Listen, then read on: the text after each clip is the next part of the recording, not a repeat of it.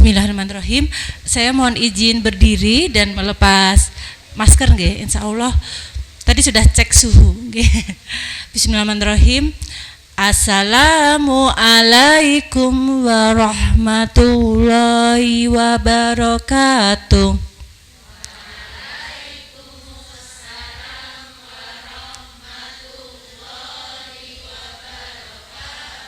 Alhamdulillah. Bagaimana kabar? Ini semuanya ibu ya? Oh iya, bagaimana kabar ibu-ibu semuanya? Alhamdulillah, luar biasa. Oh, Masya Allah. Saya jadi bahagia nih menerima transfer energi dari ibu-ibu semuanya, dan izinkanlah saya untuk memanjatkan doa kepada Allah. Innal hamdalillah nahmaduhu wa nasta'inuhu wa nastaghfiruh wa na'udzubillahi min syururi anfusina wa min sayyiati a'malina may yahdihillahu fala mudhillalah wa may yudhlil fala hadiyalah. Asyhadu alla ilaha illallah wa asyhadu anna Muhammadan abduhu wa rasuluh. Rabbi shrahli sadri wa yassirli amri wahlul 'uqdatam min lisani yafqahu qawli. Allahu akbar, Allahu akbar, Allahu akbar. Allah Maha Besar. Alhamdulillah atas izinnya Allah membolak-balikkan hati kita untuk berkenan hadir pada acara pada pagi hari ini. Judulnya Parenting dan Sosialisasi Lomba TK tingkat Kabupaten Klaten serta kemitraan sekolah. Alhamdulillah alamin. Ini berarti ibu-ibu semuanya rata-rata kepala sekolah TK nggih? Nggih. Oh, ada yang guru, kepala sekolah dan guru. Baiklah, yang saya hormati kepala sekolah dan guru TK Islam semuanya ya. Oh iya, Muhammadiyah aja atau Aisyah aja? Oh semuanya, alhamdulillah. Yang saya hormati perwakilan kepala sekolah dan TK Islam se-Kabupaten Klaten. Yang saya hormati kepala sekolah SD Muhammadiyah Klaten Utara, Usyuni. Tadi saya sudah bercengkrama dengan beliau. Dan yang saya hormati segenap asatidz-asatidz SD Muhammadiyah Klaten Utara. Oke, baiklah. Saya agak kos-kosan nih tadi. Nunggu sopir kelamaan jadi saya takut terlambat. Alhamdulillah sampai di sini baru dimulai, dan hari ini Allah menitipkan tema ini kepada saya. Judulnya adalah Mendidik Generasi Perindu Surga. Masya Allah, bagus banget ya judulnya ya. Diklik aja Ustazah siapa saya lupa namanya. Silvi. Oh iya. Mohon maaf ya. Oke, asatizah ya. Kalau manggil apa? Bu guru atau asatizah kalau di sekolah? Beda-beda ya?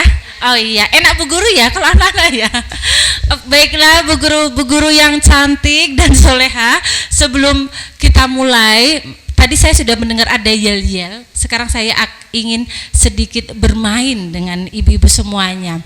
Kalau saya katakan cek, saya minta izin ibu-ibu berkenan untuk menepuk tangan satu kali. Kalau saya katakan dung, saya minta izin ibu-ibu berkenan memukul meja. Maaf ya meja. Kalau dung satu berarti pukul mejanya satu. Kalau dung berarti pukul meja dua kali. Bisa dipahami ya? Bisa ya? Oke, kita coba ya. Are you ready? Yes, we are. Are you ready? Yes, we are. Oke, kita coba ya. Tepuk, cek. Cek berarti dua ya. Ibu-ibu jangan ragu-ragu, keluarkan semuanya, lepaskan semuanya. Hari ini kita bersenang-senang ya. Saya hari ini itu tidak memberikan materi, tetapi saya itu juga ingin belajar dari panjenengan semua. Tepuk, cek. Dung. Cek. Dung. Cek dung. Dung cek. Dung. Cek. Bagus. Sekarang terakhir tapi agak lama ya. Sebelum saya katakan berhenti, jangan berhenti. Cek dung. Cek dung. Gitu ya. Siap ya? Tuh 2 3. Cek dung. Cek dung. Terus cek dung. Lebih semangat. Cek.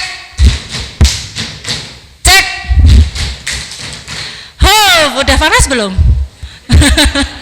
Kalau belum panas mau saya lanjutkan sebenarnya. Baiklah, karena saya sudah melihat senyuman dari Bu Guru semuanya, saya sudah lega. Kalau tadi wajahnya Ibu tuh tegang, saya jadi ikut gimana ya saya ngisinya nanti ya. Karena Ibu sudah melemparkan senyum, saya sudah lega. Dan kita langsung masuk ke tema yang pertama ya. Oke, nama saya itu Elva dari Pubianti, tapi biasa dipanggil Bu Dona. Mungkin sudah ada yang pernah itu ya bertemu dengan saya, karena saya dengan Klaten Utara ini sudah familiar sekali, beberapa kali ngisi dan di SMP juga. Ya. Nah, temanya itu adalah mendidik generasi perindu surga. Oh sudah keluar ya. Ini itinerary motivasi saya. Jadi alhamdulillah. Ya. Oh, ada pointer. Oke, jazakillah. Ini workshop saya pernah mengisi workshop pendidikan guru, seminar nasional di Malang, di Tangerang, di Klaten, di Bangil, di Pekalongan, di Sukabumi, di Cilacap, di Sragen, di Wonogiri, di Purwokerto, di Banjarnegara, dan di beberapa tempat. Saya tidak bisa meluaskan semuanya. Ini saya sebutkan satu bagian dari mimpi saya. Saya selalu mengatakan ini di awal karena saya tidak ingin ini sekedar saya ngasih tahu. Aku udah pernah ngisi loh. Saya ingin memberikan value ini kepada panjenengan semua, bahwa saya ini adalah guru, saya bukan kepala sekolah, tetapi Allah perkenankan saya untuk mengisi di tempat-tempat di mana kadangkala peserta saya itu dosen, kadangkala dekan, kadangkala profesor, mengisi di universitas, berawal dari mimpi yang saya punya, yang saya tuliskan, yang saya pinta, kemudian saya afirmasi. Nah, itu juga bagian dari mimpi kita bersama ini, masuk surga semuanya. Okay? Jadi Bu Guru ini juga bisa melakukan apapun itu selama panjenengan itu yakin bahwa doa-doanya panjenengan itu pasti akan terkabul ya. Kayak Kolonel Sanders itu mendirikan KFC ketika usianya sudah 65 tahun. Jadi sudah pensiun dari angkatan laut, baru buat KFC. Sekarang KFC menjadi franchise terbesar sedunia dan memiliki pendapatan yang salah satu yang paling besar selain McD dan Pizza Hut ya. Nah, karena apa? Beliau punya mimpi dan beliau percaya bahwa mimpinya itu akan terwujud. Ini pembelajaran pertama ya, soal mimpi, termasuk soal keyakinan kita bahwa insya Allah selama tauhid kita lurus, akidah kita benar, maka mudah-mudahan Allah mengumpulkan kita tidak hanya di dunia, tapi juga nanti kita bisa bertemu lagi di surganya Allah yang terindah. Amin, amin, Allahumma amin. Nanti cari saya ya, kalau saya telat masuknya surga ya. Kok Bu Dona nggak ada ya? Terus nanti minta ke Allah. Oke, next Ustazah. Oke, ini saya sering mengulang puisi ini, tapi nggak apa-apa ya, saya berikan, saya minta izin. Ini ada musiknya ya, bisa nggak Us? Diklik aja di sound, tapi dengan kecilkan.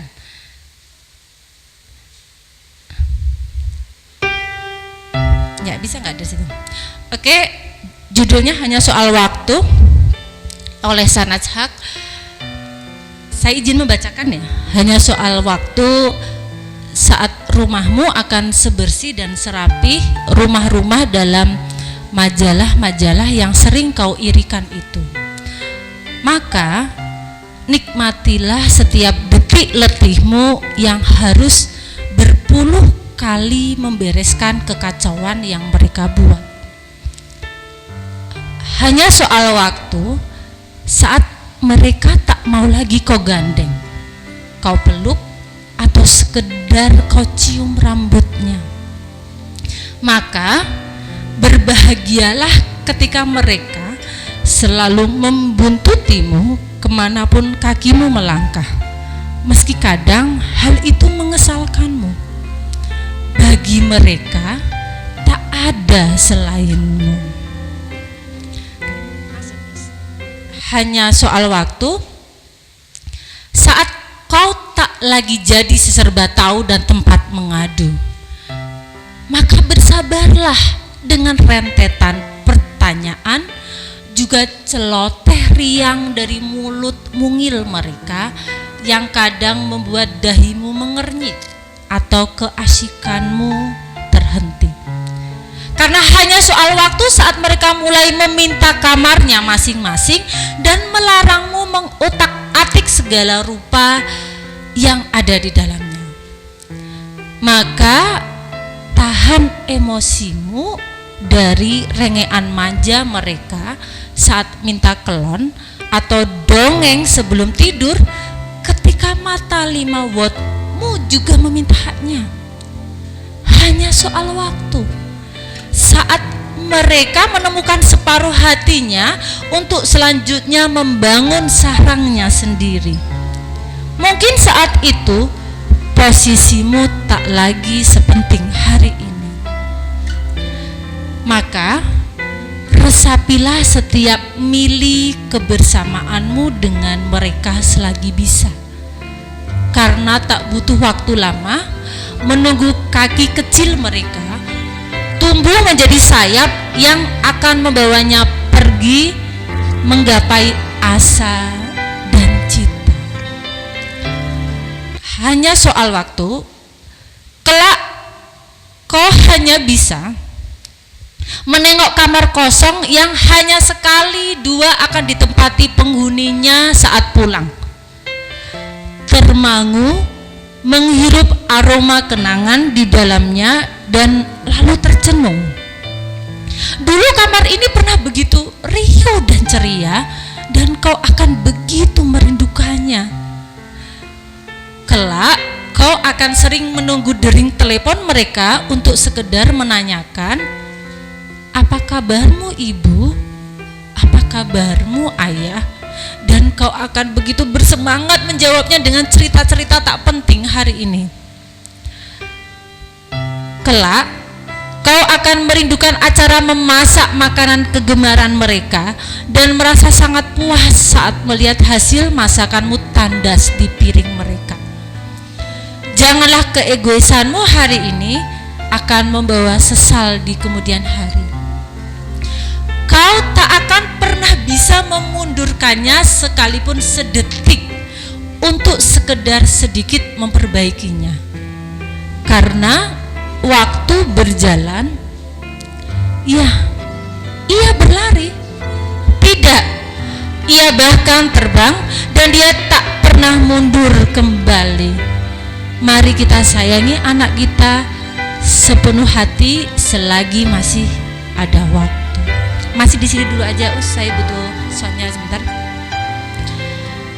Hanya soal waktu, Bu Guru, Ibu, Bunda, Umi, anak-anaknya panjenengan di rumah, anak-anaknya panjenengan sekarang di TK, itu hanya soal waktu mereka nanti akan meninggalkan kita. Mereka akan beranjak dewasa, kayaknya baru kemarin lulus SD, tahu-tahu ini sudah mau kuliah. Kemarin itu capek banget karena rumah nggak pernah bersih, selalu ada aja yang harus dibereskan, mainan berantakan, baju berantakan. Tiba-tiba rumah menjadi begitu hening karena penghuninya sudah tidak ada, karena anak-anak kita sudah kuliah, mungkin sudah menikah, dan atau bisa jadi anak-anak TK yang dari awal kita dekatin, dekat dengan kita, tahu-tahu dia sudah SD mengirimi kita undangan, Bu Guru tolong datang ke pernikahan saya. Sebuah sunatullah, karena kita ini sebenarnya mendekati ke hari akhir, dan ciri-ciri hari akhir itu tidak akan terjadi kecuali seperti hari itu dilipat menjadi jam, seminggu dilipat menjadi 1 hari, 1 bulan dilipat menjadi 1 minggu, 1 tahun dilipat menjadi 1 bulan. Panjenengan merasa enggak? Akhir-akhir ini hari-hari kita tuh begitu cepat berlalu. Kayaknya kemarin baru hari Sabtu. Saya ingat minggu kemarin adik saya pulang dari Jakarta. Loh, ini kok sudah mau minggu lagi ya? Jadi kita itu tanpa sadar bahwa ada sebuah kehilangan yang besar yang kalau itu tidak dimanfaatkan, maka Allah turunkan surat Al-Asr, yaitu demi waktu. Ini adalah sebuah harta yang sangat berharga yang tak ternilai.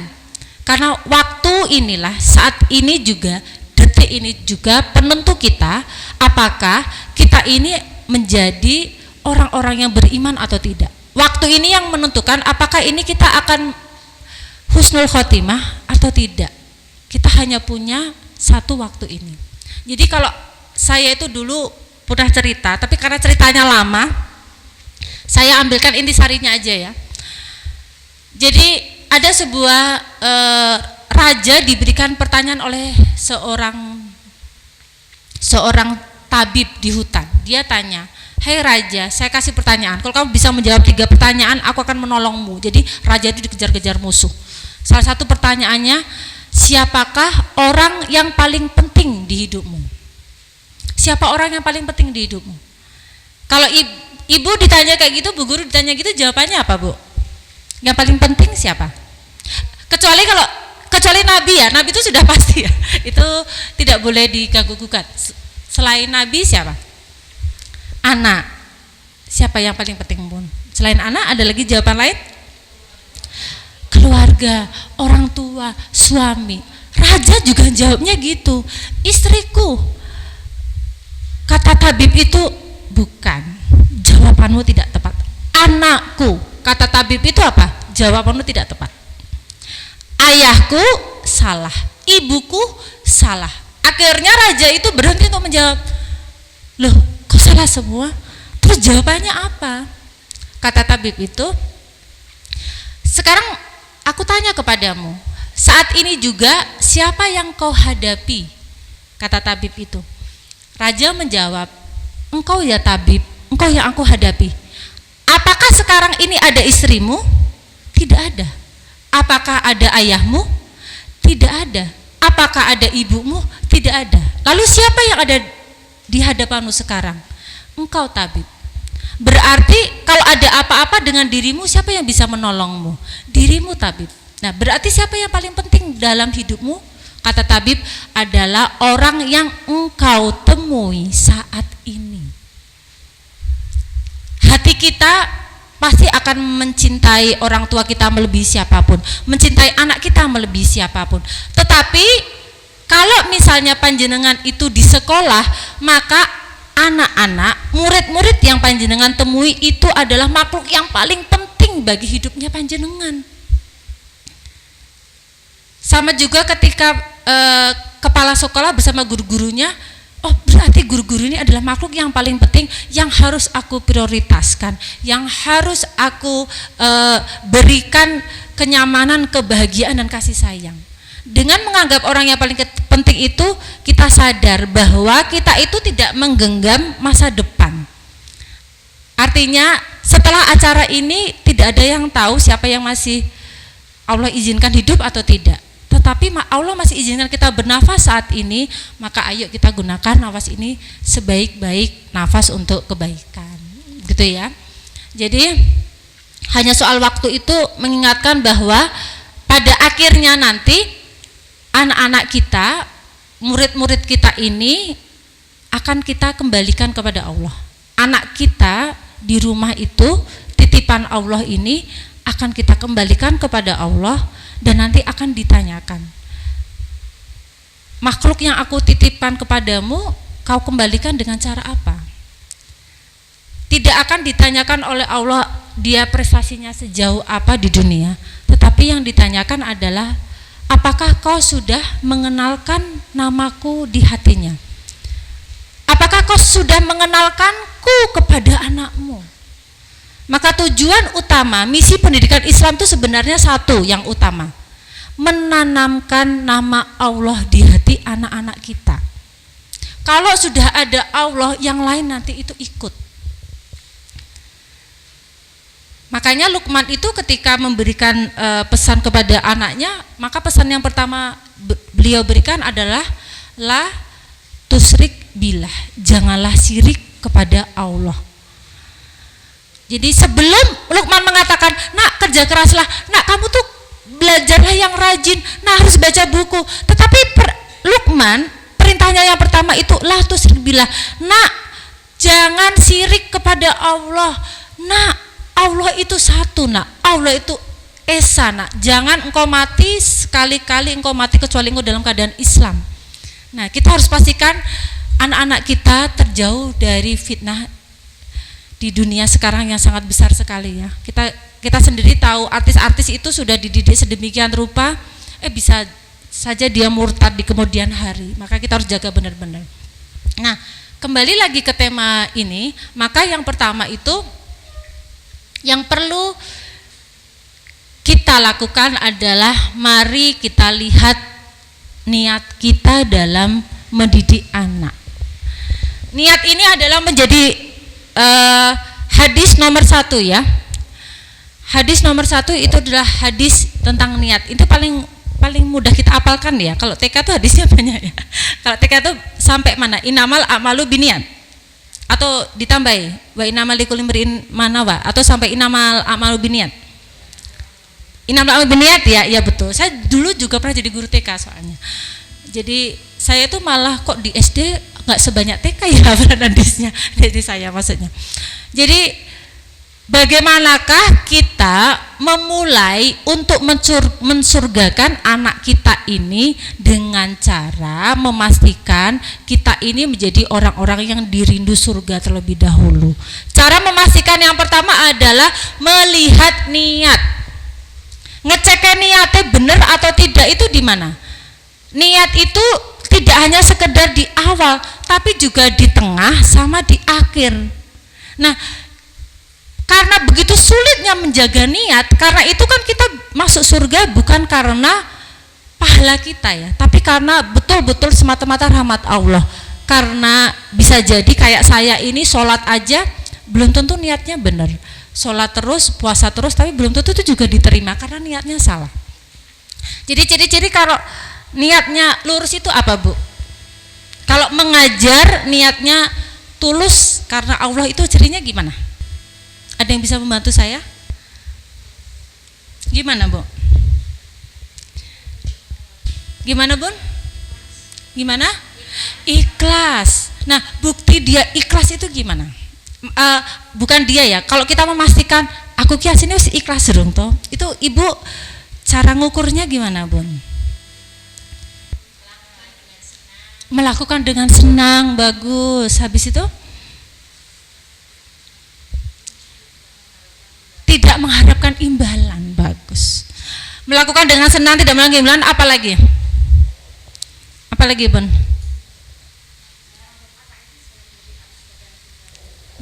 Oh, Masya Allah, menganggap anak didik.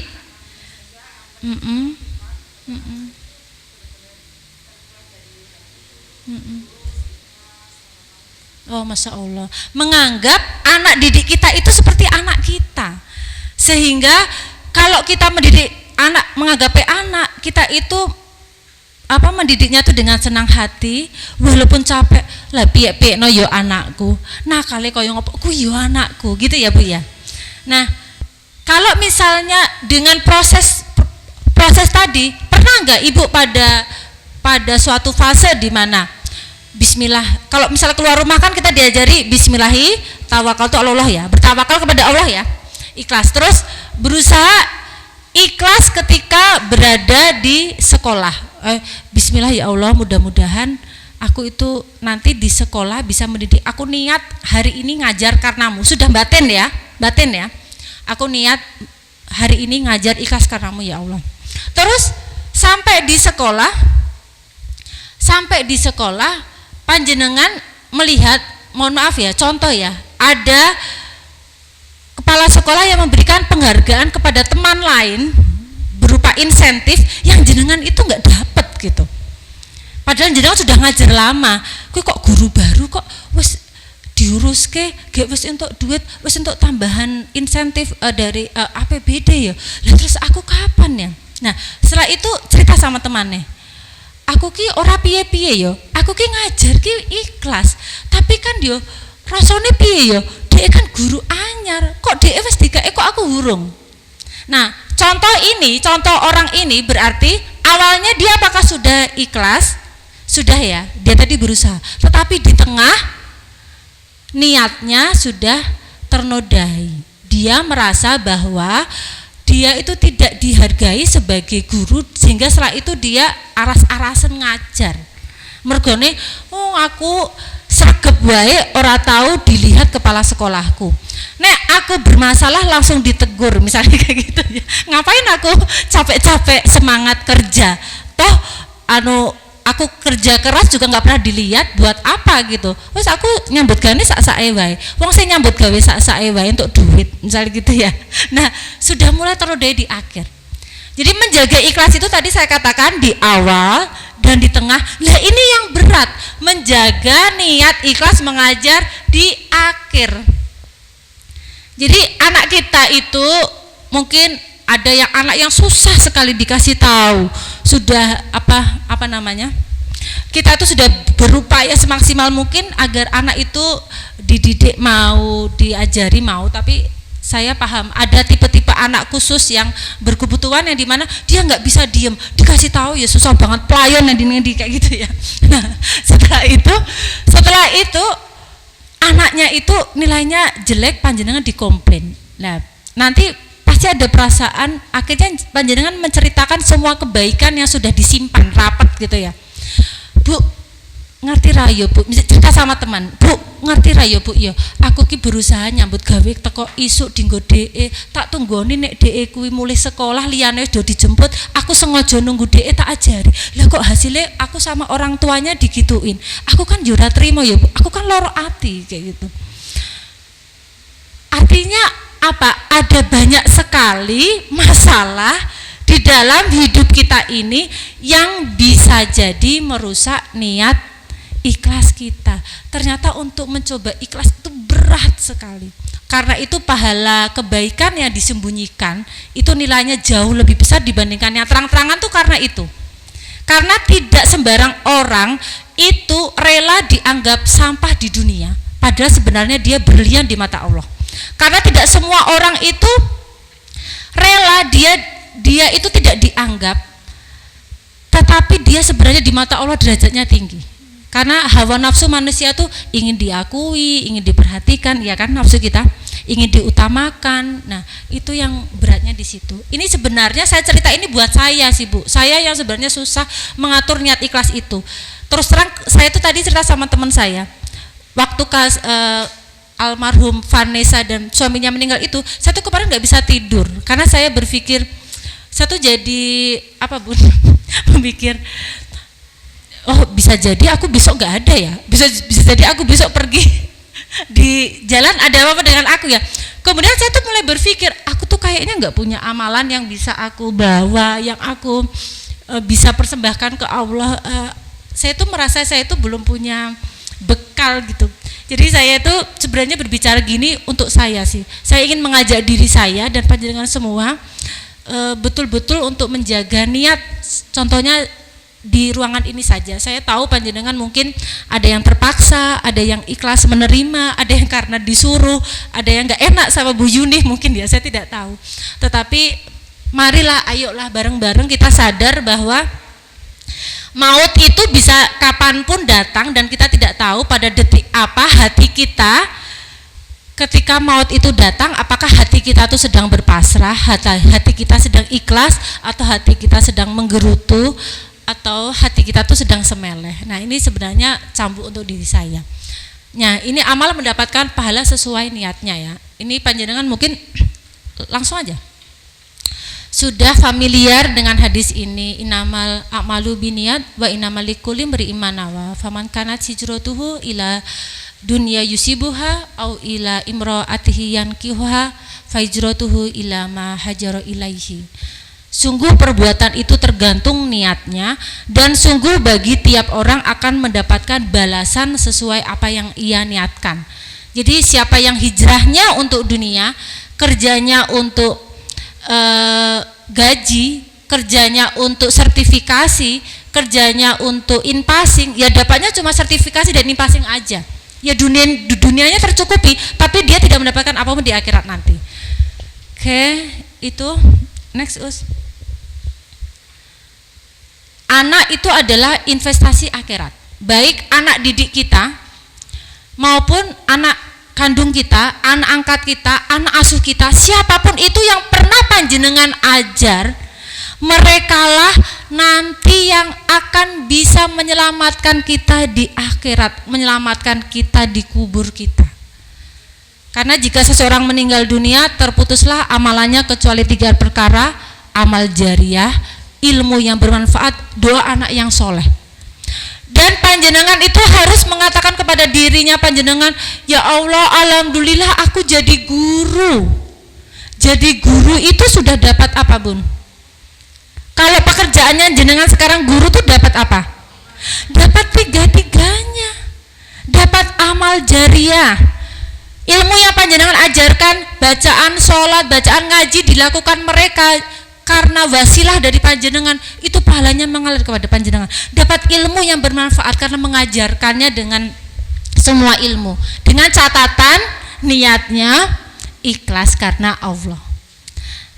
Dan 3, doa anak yang soleh. Oh ya, saya lupa. Nah, tolok ukur ikhlas menurut salafus soleh itu adalah tidak ada bedanya antara dia dipuji atau dicela. Tidak ada bedanya kerjanya, baik dia digaji, baik dia gajinya turun atau tidak turun. Itu berat ya, Bun. Iya. Itu orang kalau sudah ikhlas itu, maka orientasinya adalah Allah dan ilmu. Nah, justru karena ikhlas itu kadang-kala Allah itu memberikan bantuan rezeki dari pintu yang tidak terduga-duga ya. Jadi saya banyak sekali cerita guru TK, guru ngaji itu umroh bukan karena uangnya sendiri, tetapi diumrohke, tetapi dibayari, naik haji dibayari. Itu cara Allah untuk membalas langsung di dunia, karena saya yakin pahalanya sudah level ikhlas, sudah tidak lagi peduli. Aku neng sekolah mau dibenci yo, aku dikasih penghargaan atau tidak, aku digibai atau tidak, aku di sekolah apakah aku ini gajinya turun atau tidak, yang penting aku selalu akan semangat ngajar anak-anakku di sekolah. Nah, di dalam konsep ini, karena itu saya lupa kalau di Gontor itu ustadz yang terkenal siapa sih, saya lupa. Jadi di Gontor itu lulusannya ustadznya selalu mengatakan, Dok, gitu, karena kan Kiai Gontor itu sepuh-sepuh gitu ya. Saya dapat dari teman saya yang alumni Gontor, kamu tuh boleh kerja apapun tapi jadi yo ustadz. Kamu boleh kerja apapun tapi jadi yo ustazah. Kamu boleh kerja apapun tapi ki mulango. Nah, kita itu beruntung banget oleh Allah. Allah izinkan kita diizinkan dititipi pekerjaan di dunia sebagai seorang guru. Maka bersama-sama kita ucapkan alhamdulillah. Kekayaannya guru tuh ada di hati. Memang nggak tampak di kendaraan, di pakaiannya, tapi ada di hatinya. Oke, next. Nah, selanjutnya perbanyak niat baik. Saya akan banyak bicara di niat ya, karena ini sebenarnya sangat penting, tapi seringkali kita lupa untuk menjaga niat ikhlas. Allah itu mencatat kebaikan dan keburukan, kemudian menjelaskannya. Semuanya dicatat ya, karena ada rokib dan atid. Barang siapa yang niat amal kebaikan tetapi tidak mengerjakan, maka Allah mencatat baginya kebaikan yang sempurna. Ada kata-kata sempurna, kamil di situ. Jadi kalau hari ini ada guru yang tidak bisa datang, diundang oleh Klaten Utara, tapi dia sudah niat di hari Jumat, besok aku ada undangan parenting, aku mau datang menuntut ilmu gitu ya. Sudah niat. Ternyata qadarullah hari ini ada halangan. Niatnya itu sudah berpahala, sempurna. Allah tuh baik banget ya. Allah maha baik ya. Nah, apabila ia berniat kebaikan dan mengerjakannya seperti panjenengan hari ini, Allah membalasnya 10 kebaikan sampai 700 kali lipat lebih banyak. Di terjemahan selanjutnya dikatakan bilangannya ini tidak sebatas 700 kali, tetapi mungkin bisa ribuan, miliaran, jutaan, hanya Allah yang tahu. Dan apabila berniat keburukan kemudian tidak mengerjakannya, misalnya sesuk nek ya kowe mangkat parenting toh, sesuk ora usah nganti rampung ya, kok jajan bakso ya, kan pas iso metu bareng. Misal ya, tapi bukan acara inilah. Nah, sudah sudah berniat keburukan tetapi tidak jadi mengerjakannya, Allah mencatatnya kebaikan yang sempurna. Coba hitungannya sebenarnya ini rugi nggak sih? Untuk Allah itu rugi nggak sih? Enggak ya. Kalau Allah nggak mungkin rugi ya, karena kita berbuat buruk pun tidak akan merugikan Allah. Tetapi kalau ini hitungan manusia, manusianya rugi nggak sih? Rugi banget ya. Lah wong berbuat buruk tidak jadi ditulis kebaikan yang sempurna. Berniat baik kok tidak jadi ditulis kebaikan yang sempurna. Nah terus apa yang harus kita lakukan menuju ke surga Allah ini? Kan judulnya ini ya. Ya, ayo sama-sama kita perbanyak niat baik. Coba bayangkan ya Bu, ini kan saya oleh Allah diminta untuk memberikan ilmu ini. Lah panjenengan mendengarkan saya, sambil mendengarkan sambil berniat aja, kalau ikhlas itu sudah catatannya berapa saya nggak tahu ya. Oh habis ini aku nukok ke Simbah A di samping rumahku tak tumbas ke sop. Oh iya kok ibuku neng ngomong tak tumbas ke apa ya baliknya gitu ya. Jadi silakan panjenengan saat ini juga, sekarang juga di hatinya panjenengan niatlah yang banyak. Nah kalau niat saja itu sudah berpahala, masa mau sih kita pelit dengan niat? Bayar nggak berniat baik itu? Nggak bayar ya. Ayo niatnya yang baik. Ya Allah mudah-mudahan aku iso wakaf dinggo TK aku. Mudah-mudahan aku bisa punya tanah 1 hektar, aku bisa mewakafkan ke TK aku. Ya Allah mudah-mudahan sesuk sertifikasiku mudok, aku harap ngekai separuhnya untuk yatim piatu. Itu kan kita harus yang besar ya, skala besar ya. Nah maka menuju ke surga selanjutnya perbanyaklah niat, terutama niat. Ini saya menceritakan salah satu doa saya. Nanti bismillah ya, ini niat saya sharing ya. Jadi saya itu sampai menyebutkan, ya Allah walaupun saya itu nggak pantas masuk ke surga yang tertinggi, izinkanlah saya berada di surga bersama Nabi Muhammad SAW, Abu Bakar As-Siddiq, Umar bin Khattab, Utsman bin Affan, Ali bin Abi Thalib. Kemudian saya sebutkan, izinkanlah saya bertemu dan dipeluk oleh, saya itu punya cita-cita ingin dipeluk oleh Ummul Mukminin, Ibunda Khadijah, Ibunda Maryam, Ibunda Asia, Ibunda Fatimah. Saya sebutin nama-nama. Saya nggak tahu apakah itu nanti Allah mengabulkan atau tidak, tapi ini saya niat. Jadi itu bagian dari cara kita melatih. Nah, hubungannya dengan niat. Niat itu juga lama-lama akan menjadi sebuah doa. Seperti teman saya yang dia itu guru MTS, kalau dulu itu qadarullah beliau tinggalnya di pondok pesantren. Jadi ngopeni pondok bukan pondok pesantren, panti asuhan yatim Muhammadiyah, tinggal di situ di satu kamar sederhana.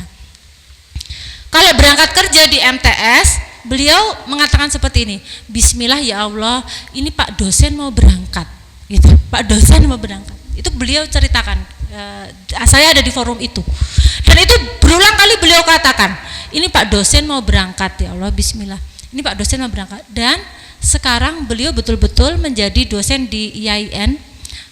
Beliau masih hidup, terus ngambil S3 di India, dan beliau kemarin sempat terpilih menjadi dosen favorit di IAIN Solo Tigo. Nah nanti beliau bisa bersaksi. Artinya sebuah afirmasi dan doa itu kalau kita dengan himmah, dengan sebuah keyakinan akan terwujud, insya Allah kita akan berada pada titik itu. Jadi panjenengan yang punya cita-cita jadi PNS, jadi ustazah hafal Quran, bismillah ini ustazah yang hafizah mau belajar, oh bismillah ini ustazah yang hafizah, itu diucapkan. Saya juga gitu, terutama kalau saya capek ya, maksudnya kita kan perempuan biasa ya, emosinya kan mut-mutan ya.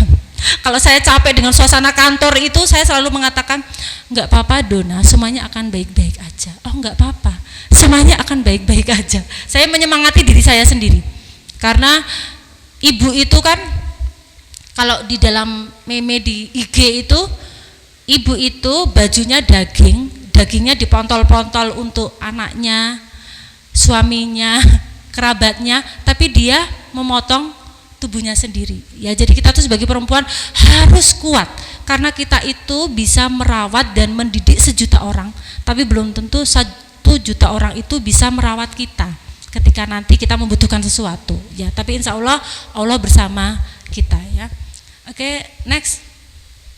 Nah, jadi mendidik generasi surga adalah menjadikan standar akhirat adalah standar utama mendidik anak. Ini bisa diterapkan di sekolah atau bisa diterapkan di rumah. Kalau di sekolah berarti anak itu disebut, tapi kalau TK semuanya naik kelas ya. Kalau standar akhirat berarti anak itu harus naik kelas kecuali dia ada masalah dengan ibadahnya, kecuali dia ada masalah dengan akhlaknya. Nah, itu baru dia tidak bisa naik kelas karena standarnya akhirat, tidak pakai standar nilai. Jadi kalau kita itu ingin anak-anak kita orientasinya ke surga, maka dari awal kita harus menggunakan standar akhirat. Contohnya, panjenengan tunjukkan bahwa panjenengan itu betul-betul marah ketika anaknya panjenengan, muridnya panjenengan itu nggak mau sholat. Panjenengan betul-betul kecewa ketika anaknya jenengan nggak mau ngaji, gitu ya. Nah, ibu itu, kamu misalnya nggak belajar capek, itu nggak apa-apa. Tapi kalau kamu capek nggak mau sholat, ibu nggak bisa nak, ibu kecewa nak.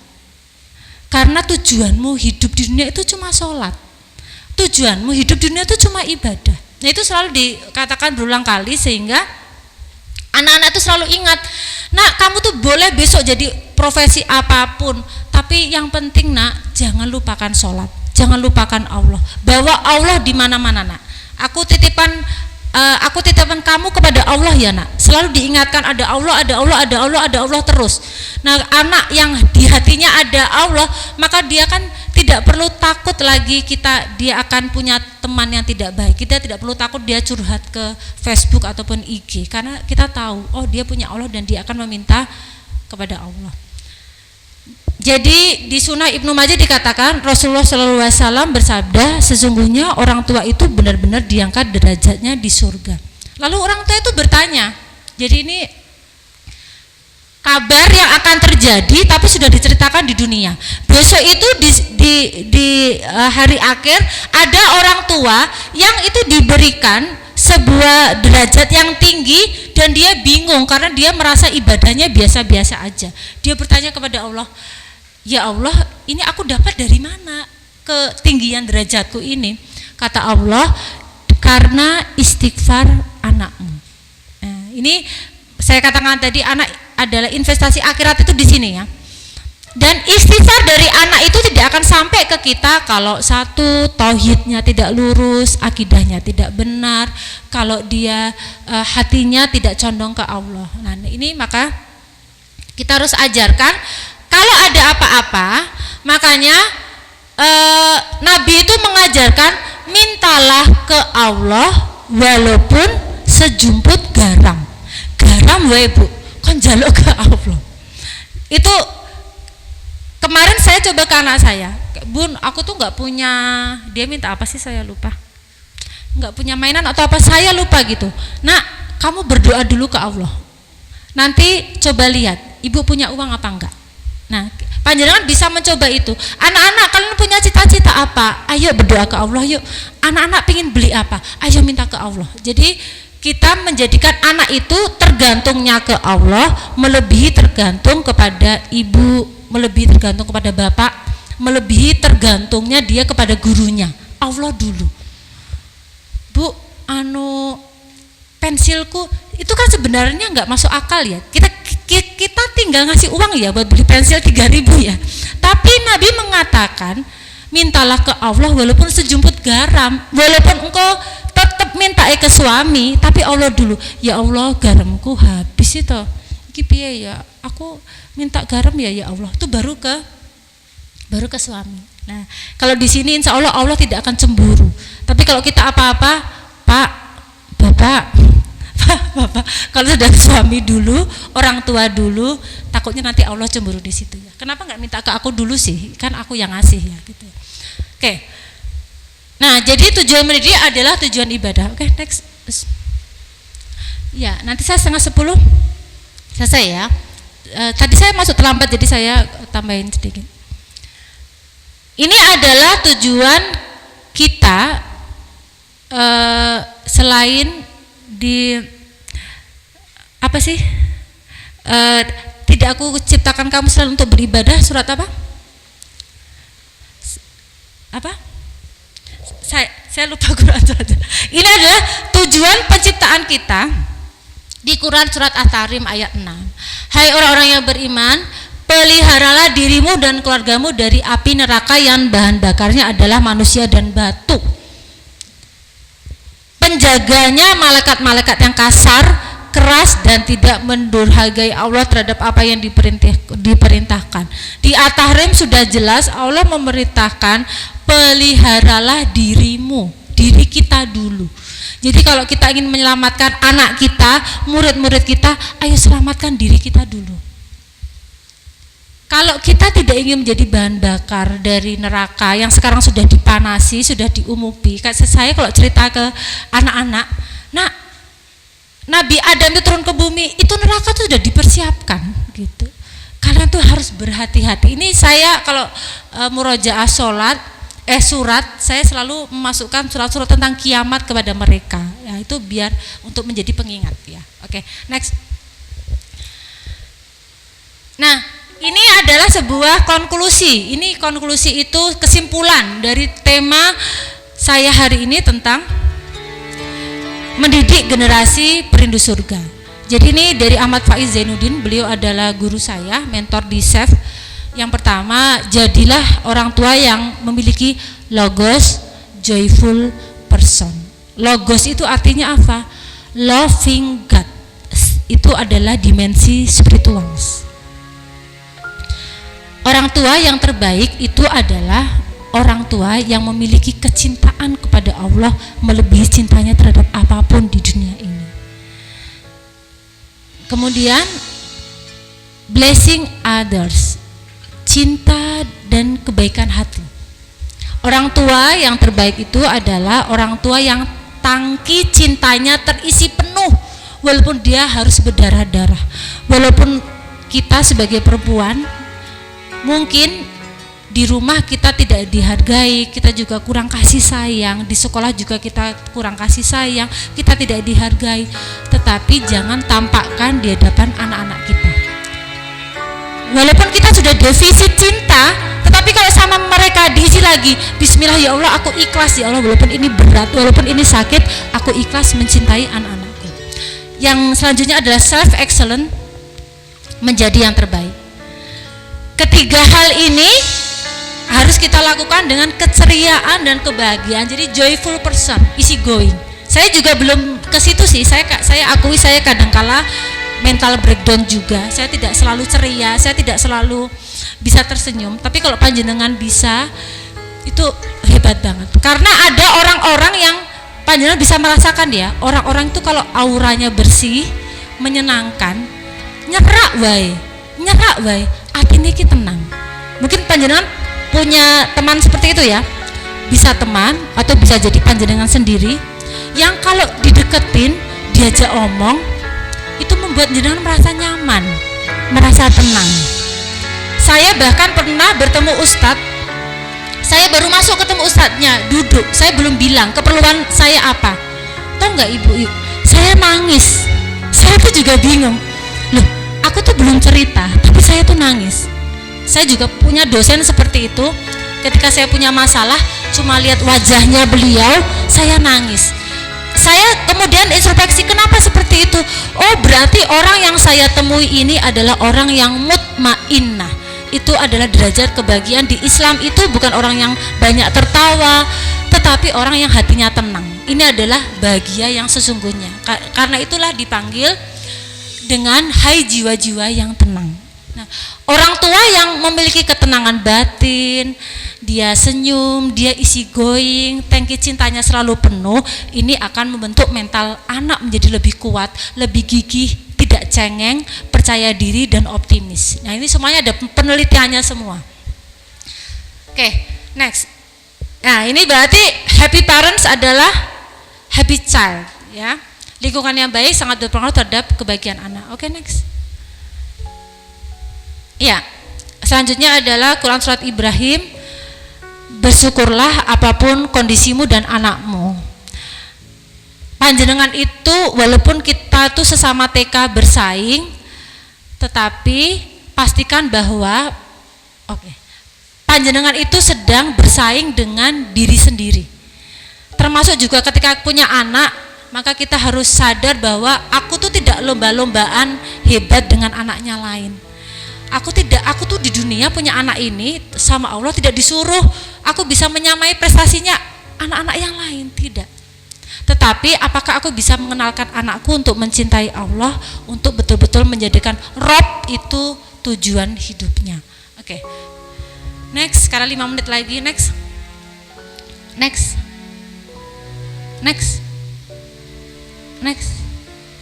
Oke, ini yang kedua ya, happy holy hot marriage. Jadi kondisi perkawinan yang membahagiakan, sakinah, mawadah, warohmah, itu ada penelitiannya sangat berhubungan dengan kebahagiaan seorang anak. Jikapun even dia cerai, tetapi kalau perceraian itu orang baik ibu maupun ayah bisa tetap menunjukkan mereka tetap saling menyayangi, saling berkasih sayang, maka itu akan membuat anak-anak itu menjadi lebih bahagia. Jadi kondisi perkawinan dengan target ya. Holy, happy, holy dan hot marriage. Selalu bergairah sampai saat menua. Bergairah itu artinya jatuh cinta setiap hari dengan orang yang sama. Nah, ini lagunya Virgon. Kata-katanya Virgon itu jatuh cinta setiap hari dengan orang yang sama. Ya itu kan berat ya. Oke, next. Happy, lovely, smart children. Ini kurikulum pendidikan selanjutnya.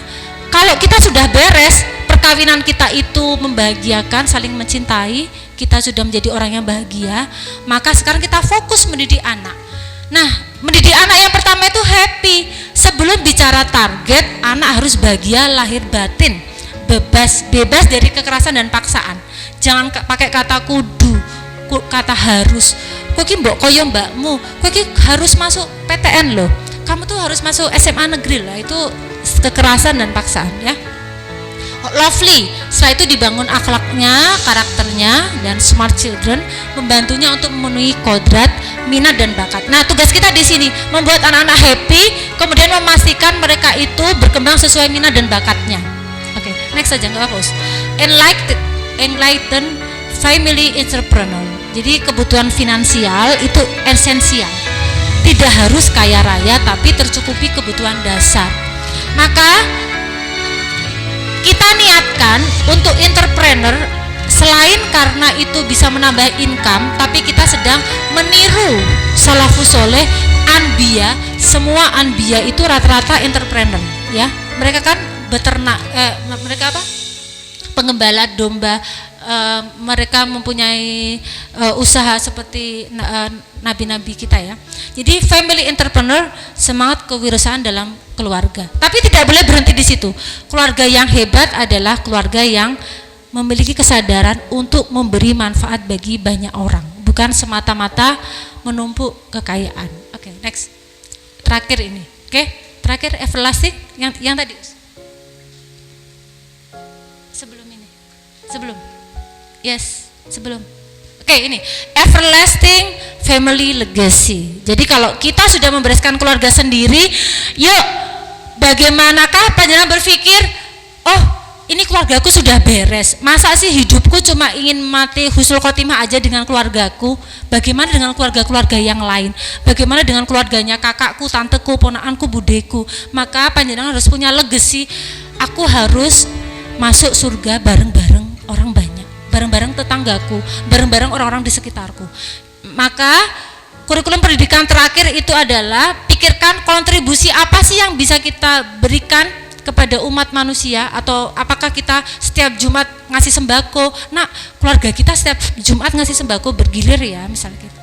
Atau bisa dimulai dari hal kecil ini sudah ya, bagi-bagi sembako, membuat yayasan keluarga, terus memberikan kontribusi bahkan setelah kita tiada. Jadi kalau kita sudah tiada, hidup di dunia kita itu tinggal cerita, ya kan? Bu X kayak ngerti lah, pas DE urip, DE kuwi dermawan banget. Saiki Bu X ora ono ning subuhane, ora ono sing ngekeki sedekah ya. Bu X itu nanti kita tuh tinggal cerita ketika kita tidak ada. Kita kita akan menghadapi hari di Yaumul Barzah sendirian, tetapi di dunia ini kita tinggal cerita yang getok tular. Nah sekarang tinggal kita mau membuat cerita yang seperti apa, saya serahkan pada panjenengan masing-masing, tapi tentunya panjenengan ingin membuat kisah cerita indah tentang diri kita. Jadi yang sering guru saya katakan, selalu pikirkan hari ini kamu di kuburan, pikirkan apa yang orang lain perbincangkan tentang kamu ketika kamu itu mati. Apa yang orang lain perbincangkan, pikirkan itu, karena itu nanti akan bersifat everlasting selamanya di dunia. Anak-anak kita juga akan terkena imbasnya.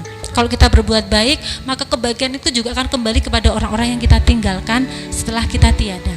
Baiklah Bapak Ibu, tadi saya sudah di warning, saya juga ada acara ke Jogja. Mohon maaf, ini sebenarnya pakaian saya tuh mau jagong ke Jogja. Saya mohon maaf ya Ibu kalau saya ada salah-salah kata. Sungguh semua kebaikan yang keluar dari mulut saya itu dari Allah semata. Saya ini bukan orang baik, tapi orang yang ditutupi aibnya oleh Allah. Jadi saya mohon maaf atas semua kekurangan saya. Mudah-mudahan perjumpaan ini bisa kita lakukan lagi di kemudian hari. Mudah-mudahan kita bisa berjumpa seperti doa kita tadi di awal ya, di surganya Allah yang terindah, di surga Firdaus bersama Nabi kita yang tercinta, Nabi Muhammad Sallallahu Alaihi Wasallam. Amin amin ya rabbal alamin. Saya tutup dan saya serahkan kepada moderator. Oke. Billahi fisabilil haq fastabiqul khairat. Wassalamualaikum warahmatullahi wabarakatuh. Oke, kita beri tepuk tangan yang meriah untuk narasumber kita pada pagi hari ini. Terima kasih sangat Bu Dona. Nah, semoga yang disampaikan Bu Dona ini bermanfaat untuk kita, dan saya membuka sesi untuk tanya jawab. Iya, sebentar ya Bu. Saya beri kesempatan, mungkin ada yang mau bertanya? Oh, oke. Ada lagi? Atau satu persatu dulu nggih? Monggo Ibu. Assalamualaikum warahmatullahi wabarakatuh. Bun, untuk yang niat tadi ciri-cirinya ikhlas nggih. Nah, terkadang kita itu bingung di suatu saat kita itu ikhlas awalnya nggih. Terus di tengah perjalanan kita mengikuti situasi hidup ini, kita itu terkadang ada pikiran kok gini, aku harus gini gitu toh Bu. Nah, yang saya ingin tanyakan, gimana cara menghindari rasa tidak ikhlas pada diri kita yang sewaktu-waktu muncul di hati kita, karena di dunia ini banyak godaan syaitan ya. Sekian Bu dari saya, terima kasih. Oh ya, nama saya Bu Sum dari TKBA Asia 4 Tegal Sepur. Terima kasih Bu. Assalamualaikum warahmatullahi wabarakatuh. Checking tes 1 2 3.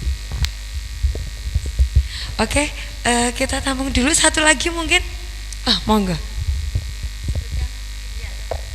Terima kasih. Assalamualaikum warahmatullahi wabarakatuh. Nama saya Titi Agung Nugroho. Saya dari TK Negeri Pembina. Pertanyaan saya, di sini kan tadi Ibu menyebutkan kita itu di surga itu yang mendoakan kita bukan anak kandung kita sendiri. Jadi ada anak didik kita yang nantinya akan mendoakan kita waktu kita meninggal. Mohon penjelasannya di situ dengan cara apa? Terima kasih. Sekian, wassalamualaikum warahmatullahi wabarakatuh.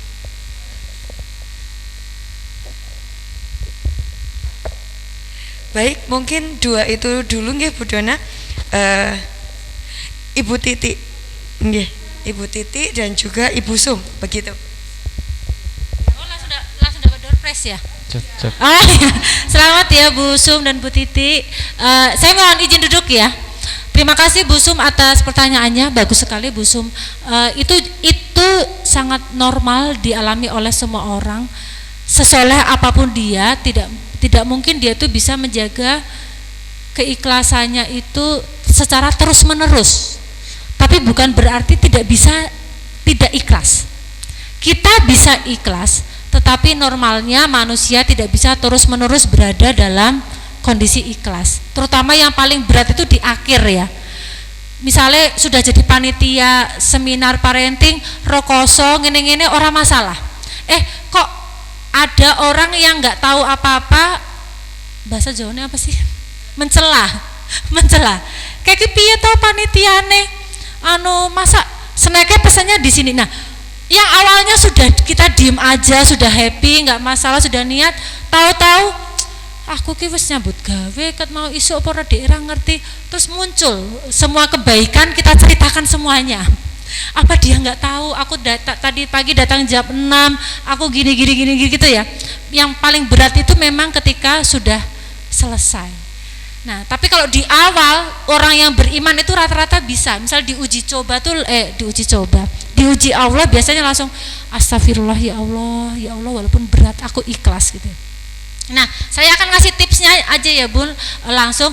Yang pertama, ada orang yang pernah bertanya kepada, saya lupa sahabat Nabi, kalau nggak salah Ali bin Abi Thalib, bagaimanakah cara untuk kamu bisa menjalani hidup dengan penuh cobaan ini, menjaga niat kita selalu baik. Dia mengatakan, ingatlah pemutus kenikmatan, yaitu kematian. Jadi dia sampai membuat cincinnya itu ada tulisannya, saya agak lupa kata-katanya, ada kata-katanya, ingatlah maut itu sedang menunggumu. Nah, mengingat mati itu adalah salah satu cara membuat kita itu ngerem perasaan capek, ngerem perasaan mengeluh. Mau mengeluh itu ya Allah, bisa jadi ini amal terakhirku. Aku kan bisa jadi ini adalah pekerjaan terakhirku. Nah, jadi ingat mati. Yang kedua adalah dengan terapi SAFE. Tadi Ahmad Faiz itu guru saya di SAFE. Salah satu yang SAFE itu ada namanya peace prosedural. Prosedur untuk meraih kedamaian hati adalah ketika berdoa itu mengatakan kepada Allah, yang pertama mengatakan masalahnya, yang kedua menutup dengan menggunakan kata-kata ikhlas. Jadi saya contohkan seperti ini. Panjenengan itu capek kerja di sekolah, tapi ada orang yang maido, bener ya maido ya. Ada yang maido gitu ya. Kan sakit hati ya, padahal sudah kerja keras. Nah, ketika berdoa diem saja, nggak perlu diceritakan siapa-siapa, berdoa ke Allah, ya Allah, hatiku tuh sakit banget.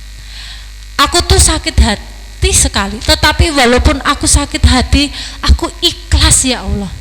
Jadi solusi kedua adalah mengucapkan kata-kata ikhlas itu secara jahar. Ini untuk latihan ya. Kalau sudah orang yang ikhlas beneran nggak perlu melatih ini sih. Ini cuma melatihan aja. Saya pun kayak gitu. Saya pernah diuji sakit yang lumayan berat. Saya doanya, ya Allah walaupun penyakit ini berat, tetapi saya ikhlas ya Allah menerimanya. Saya ikhlas. Coba Bu, Ibu pakai dua cara. Satu, munculkan hal-hal yang menyakiti hati ibu, yang membuat hati ibu nggak ikhlas. Munculkan perkataan orang, gunjingan orang, misalnya ya, perlakuan tidak adil. Munculkan itu, rasakan sakit hatinya. Dimunculkan sampai betul-betul sakit hati, sampai rasanya mak celkit gitu ya. Kalau sakit hati kan celkit gitu ya rasanya. Nah, setelah itu ngomong ke Allah, ya Allah walaupun hatiku tuh sakit banget, aku ikhlas ya Allah. Aku ikhlas. Itu ulangi lagi. Panjenengan lakukan ini 5 kali saja, saya yakin air matanya panjenengan itu sudah berceceran kemana-mana. Apalagi kalau panjenengan rutin mengatakannya, astagfirullahaladzim ya Allah walaupun hatiku sakit, aku ikhlas ya Allah, aku ikhlas. Dijaharkan ya. Nah, nanti lama-lama kalau sudah terbiasa tidak perlu dijaharkan, sudah astagfirullahaladzim, ingat Allah, ingat mati, ingat Allah, ingat mati. Orang itu kalau sudah ingat mati itu kayak lebih menerima dengan semua takdir yang dia terima di dunia ini, baik itu kebaikan, keburukan, itu sudah biasa banget. Untuk mobil Alphard ya biasa, orang duwe opo-opo ya biasa, tapi memang susah ya. Saya juga belum di taraf itu.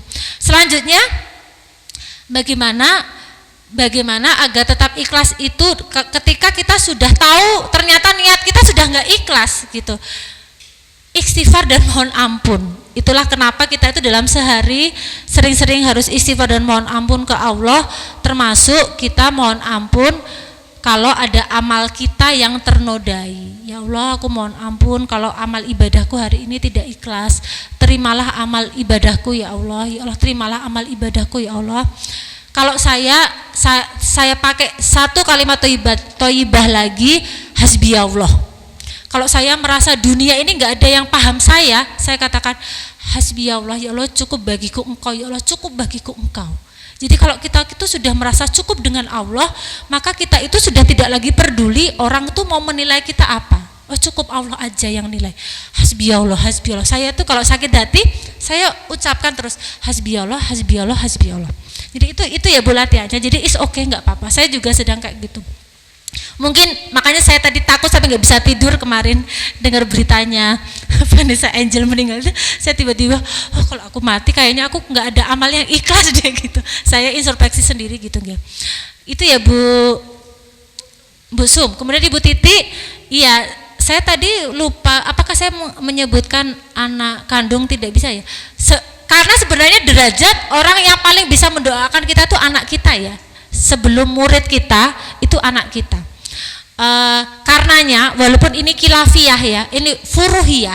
Karenanya di Muhammadiyah itu tidak ada anjuran yasinan, tidak ada anjuran apa sih Bu?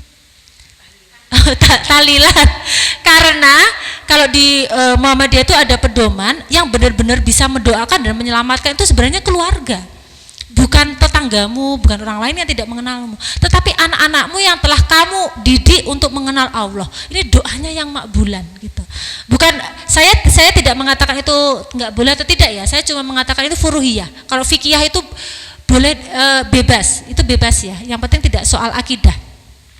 Karena kan kadangkala aneh orangnya sudah meninggal, ada tahlilan, keluarganya inti itu sibuk masak, sibuk di dapur, neng buri jagongan, sing dongake itu kelompok ya pengajiannya. Itu kadang-kala kalau menurut saya kok kurang pas nih gitu nggih. Jadi sebenarnya yang bisa mendoakan adalah diri kita sendiri. Caranya gimana Bun? Caranya dengan kalau saya ngajar, saya selalu mengatakan bukan selalu ya. Saya kadang-kala menyelipkan itu ke dalam pelajaran saya. Ke anak saya juga gitu. Nak, kalau bunda besok sudah meninggal, tolong doakan bunda ya. Kalau panjenengan berarti anak-anak besok kalau misalnya ibu mati duluan, tolong kalau habis sholat doain ibu ya gitu. Doain ibu, kasih istighfar ke ibu ya, kirim ya. Saya juga ke teman-teman saya juga ada beberapa saya yang katakan kalau saya meninggal tolong sholatin saya ya. Saya titip sekarang gitu. Kan kadang-kala orang jangan bicara kematian. Saya justru kita itu harus sering bicara mati gitu. Tapi kan ada orang yang nggak suka kalau kita bicara mati ya. Tapi saya justru ingin mengajak, ayo kita sering bicara mati agar sadar hidup kita ini kan nanti untuk kematian itu, fase hidup yang sebenarnya itu adalah setelah kita mati. Jadi gitu nggih Bu Ning nggih. Jadi bisa Ibu selipkan ketika pelajaran. Atau ibu beli warisan sekarang.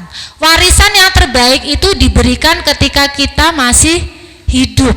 Jadi ketika kita masih hidup, anak-anak dikumpulkan, diceritakan, ibu punya tabungan sekian, punya utang sekian, tak bagi sekarang. Tolong kalau ibu sudah meninggal, jangan putus istighfar, jangan putus Al-Fatihah sehabis sholat. Nah, warisan-warisan seperti ini harus sering kita kita informasikan kepada anak cucu kita. Jadi mereka ingat, oh iya ibu itu punya pesan, oh iya Yangti itu pernah pesan kalau meninggal pokoknya setiap habis sholat dikirimi Al-Fatihah gitu. Jadi kita selalu pesan gitu ya. Jadi itu Ibu, mudah-mudahan doa saya kita semua yang ada di ruangan ini dan seluruh umat Islam di dunia ini meninggal dalam kondisi husnul khotimah. Ibu, amin amin, Allahumma amin. Ngoten Ustazah Silvi, mohon maaf tidak berkenan, nanti bisa berikan nomor saya kalau ada yang ingin bertanya lebih lanjut. Oke. Terima kasih. Oke, terima kasih. Mungkin untuk sesi tanya jawab kita cukupkan ya Ibu? Atau ada lagi terakhir sebelum Bu Dona tindak? Ada lagi Ibu? Oke, tidak ada nggih. Baiklah, terima kasih sekali untuk materi yang disampaikan Ibu Dona pada pagi hari ini. Kita beri tepuk tangan sekali lagi. Terima kasih sangat ya Bu. Nanti semoga menjadi amal panjenengan. Oh, mau langsung nggak? Iya, habis ini. Oke.